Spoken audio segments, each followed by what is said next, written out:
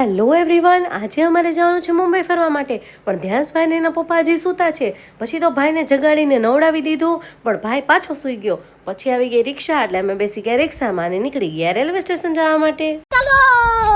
આમ તો વહેલી સવારે ટ્રાફિક ન હોય, પણ ત્યાં રસ્તાનું કામ ચાલુ હતું, એના લીધે ટ્રાફિક થતું હતું અને થોડું ઘણું ટ્રાફિક એના લીધે નડ્યું. પણ પછી આપણે ફાઇનલી પહોંચી ગયા સ્ટેશન. પછી અંદર એન્ટ્રી લઈ લીધી, પણ ટ્રેનનો ટાઈમ થઈ ગયો હતો અને ત્યાં ચાલી નહોતો શકતો, એટલે એના પપ્પા એને તેડી લીધો કે જલ્દી પહોંચી જાય.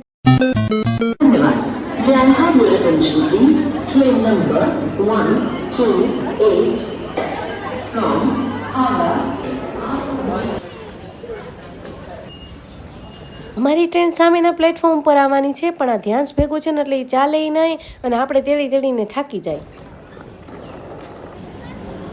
પછી તો ટ્રેનની સાથે સાથે ધ્યાંસને પ્લેન પણ બતાવી દીધું કે જો ધ્યાંસ પ્લેન જાય છે.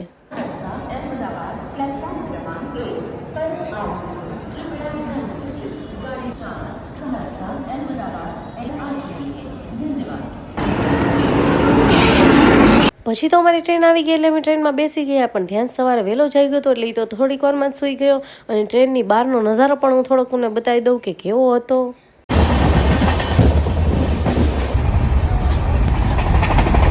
થોડી વાર પછી ધ્યાન જાગી ગયો ને એને લાગી ગઈ ભૂખ, કેમ કે સવારનો વહેલો જાગ્યો હતો ને કંઈ ખાધું નહોતું. પછી ભાઈને વેફર ખવડાવી દીધી અને હવે મુંબઈ પહોંચવાની તૈયારીમાં છે ને પછી અમે સ્ટેશન ઉપર ઉતરી ગયા.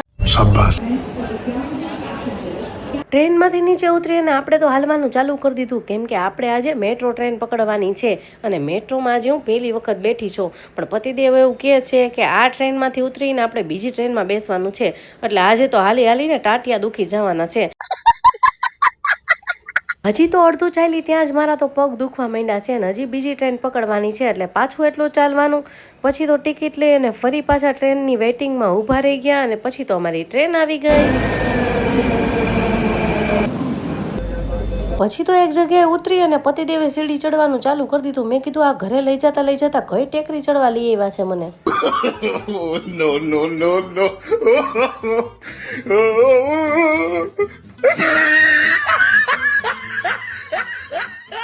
પછી ખબર પડી કે આ કોઈ ટેકરી નથી ચડાવતા અને જે જગ્યાએ આપણે જવાનું છે ઘરે, ત્યાં જવા માટેનો આ રીતનો રસ્તો છે. અહીંયા મારા પતિદેવના ફઈ એટલે કે મારા ફઈજી રહે છે અને મેરેજના 5 વર્ષ પછી પહેલી વખત આજે હું એમના ઘરે અહીંયા આવી છું.